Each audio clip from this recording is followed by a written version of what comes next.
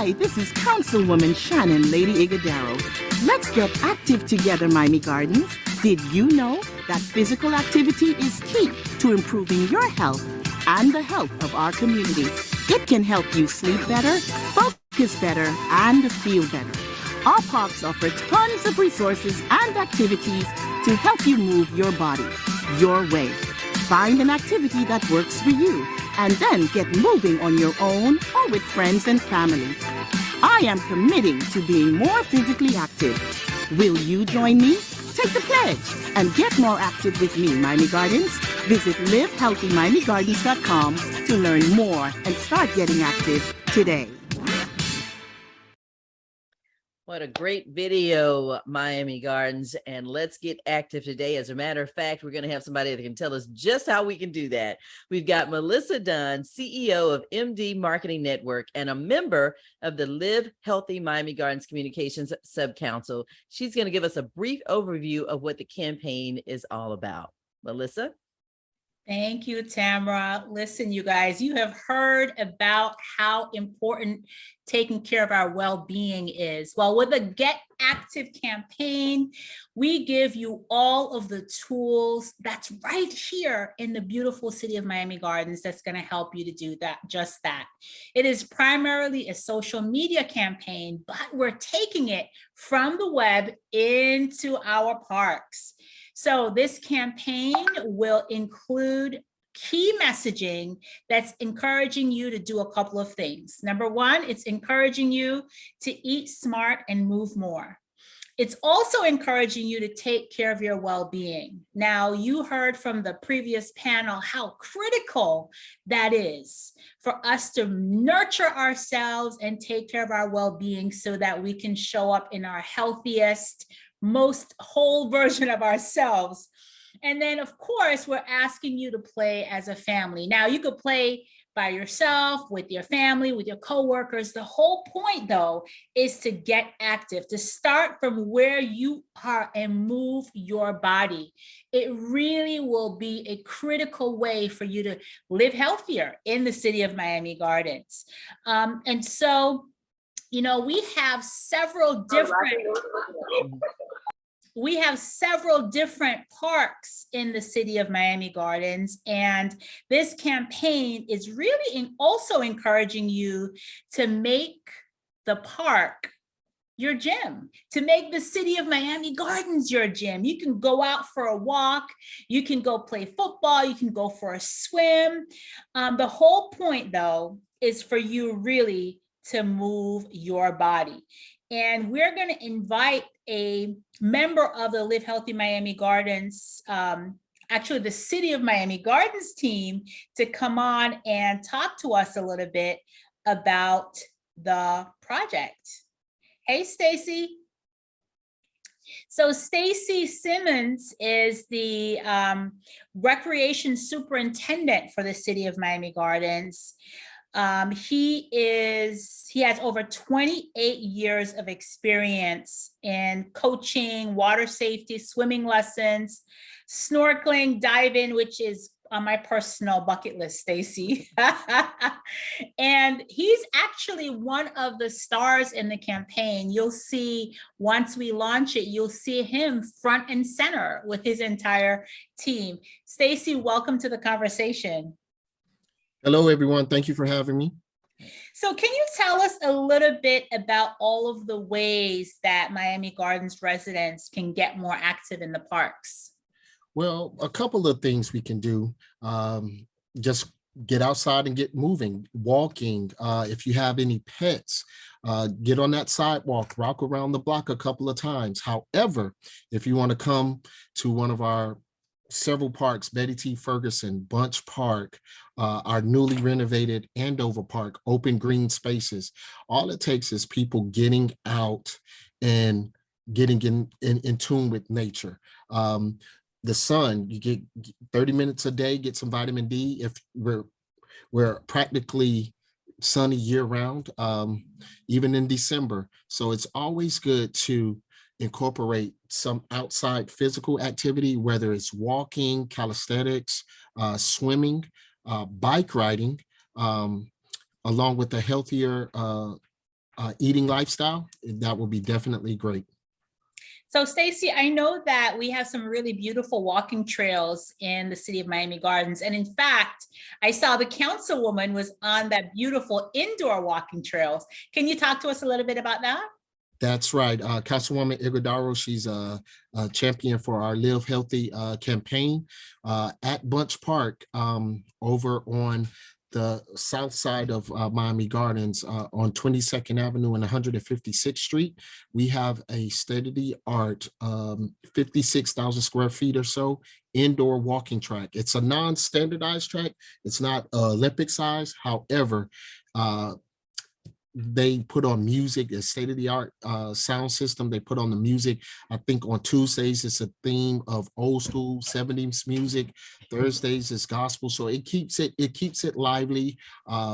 We kind of co-sponsor with Chin Medical. They give out different water, fruit, things of that nature, just to get the community and the stakeholders in the community active and walking. All right, I love it. The bottom line is it's your Miami Gardens, it's your park. It's our park, and we basically can make the whole entire city our gym by getting outside, moving our bodies. And so the campaign really will highlight all of the different activities that's available in the city of Miami Gardens and encourage you to take the pledge. But today we are going to stick with encouraging all of you to take your loved one to the doctor pledge, understanding that that's part of you taking care of your well-being as well. Stacy, thank you so much for joining the conversation. Thank you. Thank you. Just keep in mind, Betty T. Ferguson Recreation Complex, right on 199th Street, right down the street from the Hard Rock Stadium. We open at 5:30 in the morning. So extra 30 minutes of sleep. You can go get your workout on. You can walk the track. It's several people out there. Get some walking groups and just let's continue to stay active, Miami Gardens.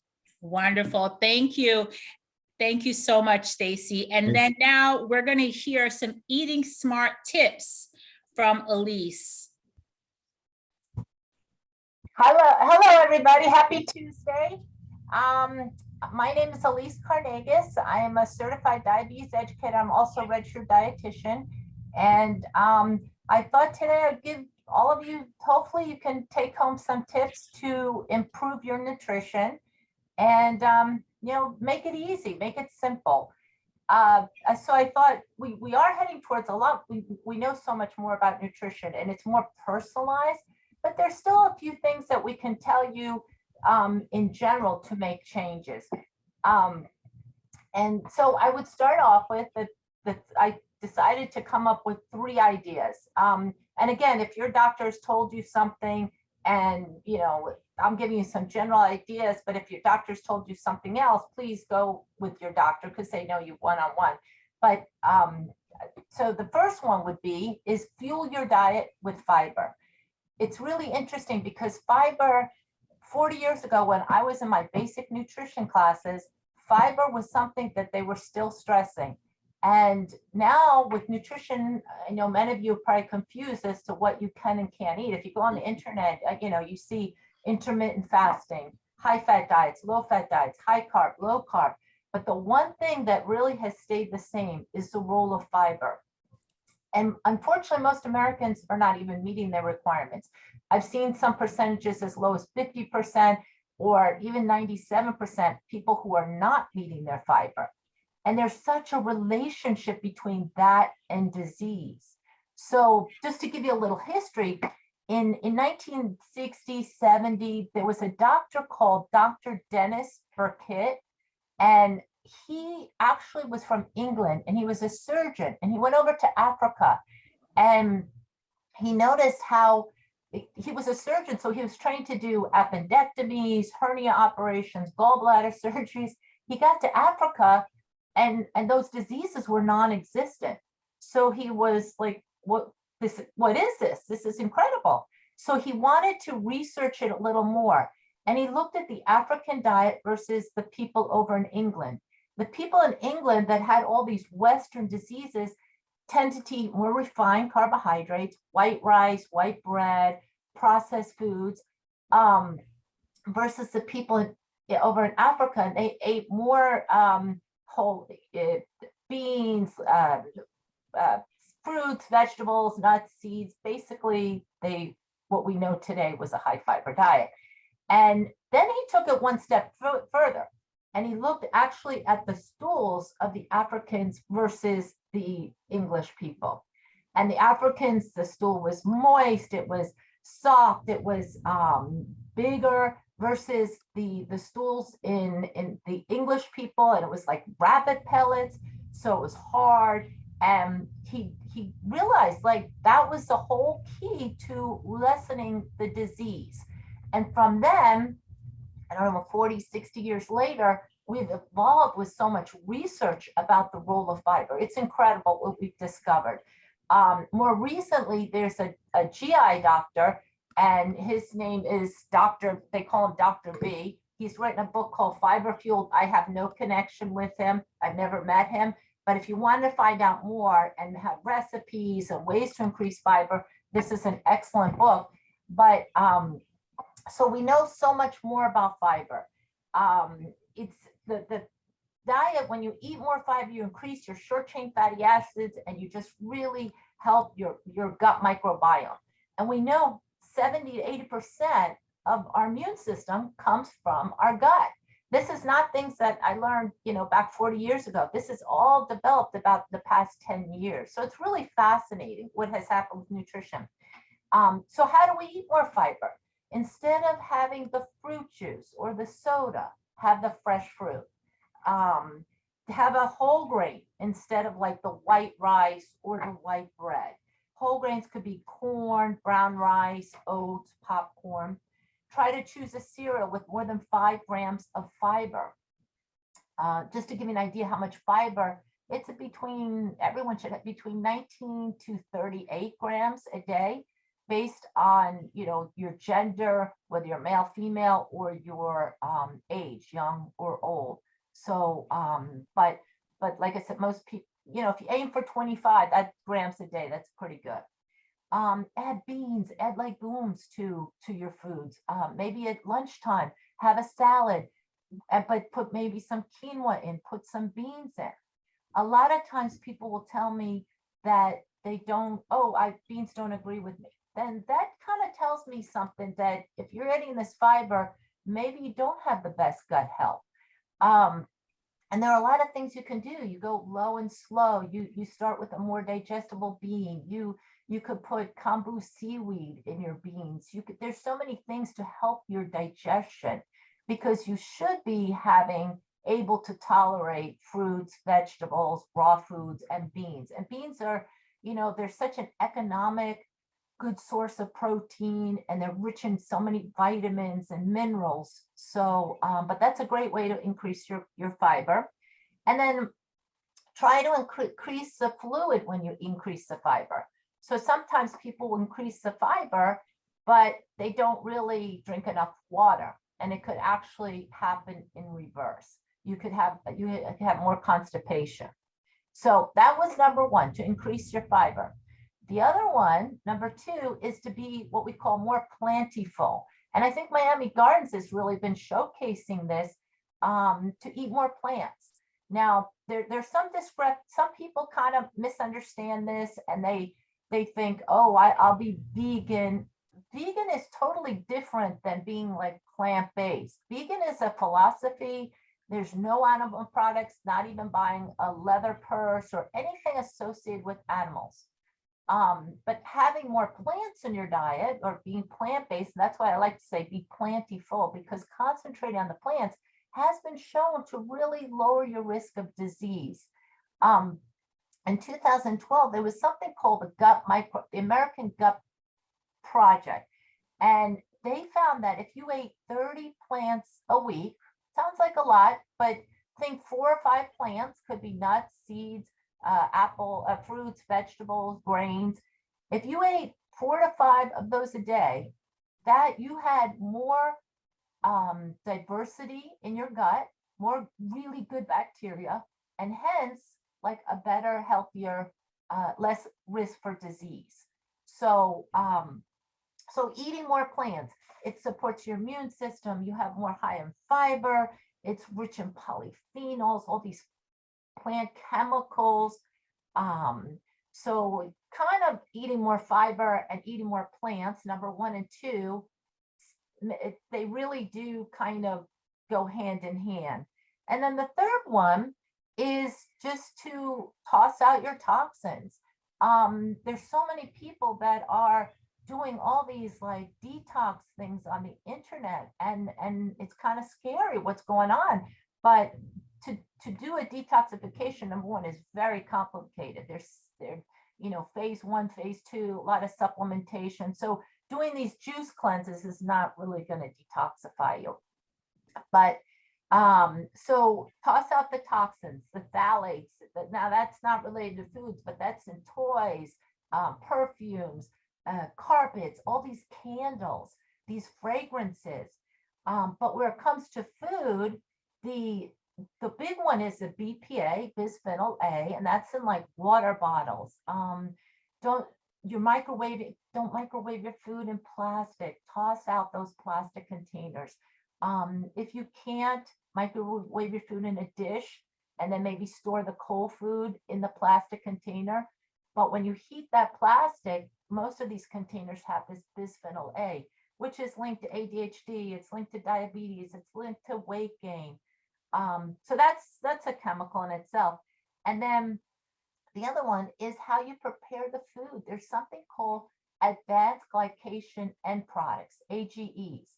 And that's basically frying up the food, cooking it at really high temperatures, or grill it. And, sometimes I have patients that say, oh, well, we live in South Florida. We like our barbecue. Oh, well, I don't fry foods, but I grill. I barbecue every night. Well, that's kind of the same. So, these advanced glycation, these AGEs are very detrimental to your health. So think about maybe putting something in the crock pot, a stew of some sort, and cooking it low and slow. If you do like your barbecue, try to marinate it overnight, maybe an Italian dressing, or at the very least an hour before, just to cut down on some of these advanced glycation end products. So just in summary, and I see a lot of people have some questions. So yeah, you do have quite a bit of questions, and we have about a couple of more minutes for this segment. So let's get to some of the questions. So fuel your diet with fiber, be more plentiful, and toss the toxins. I love that. Toss the toxins. So here's a question that Rosemary wants to know. Well, she says that she's actually been plant-based in the past, and she's heard a lot of not so nice things about it. And she never really, she says, I've always heard about the bad things and never really the good things as she goes. So clearly you're saying plant-based is a good thing. Rosemary, I think that's very good at what you're saying. That's a really good question. It's good, but now some people may have problems with oxalates, or they may have a medical condition. But for most people, plant-based is a really good thing, but that's where they take it to a different level. They think it's vegan, or they're eating processed plant foods. We're talking about fruits, vegetables, whole grains.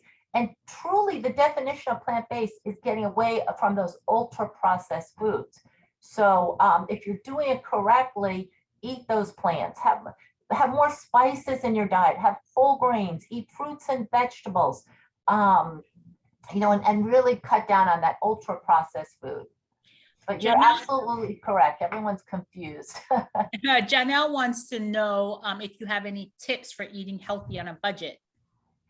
Beans are great. Beans are so nutritious. You don't have to eat meat, or it's portion control. And it's really how you grocery shop.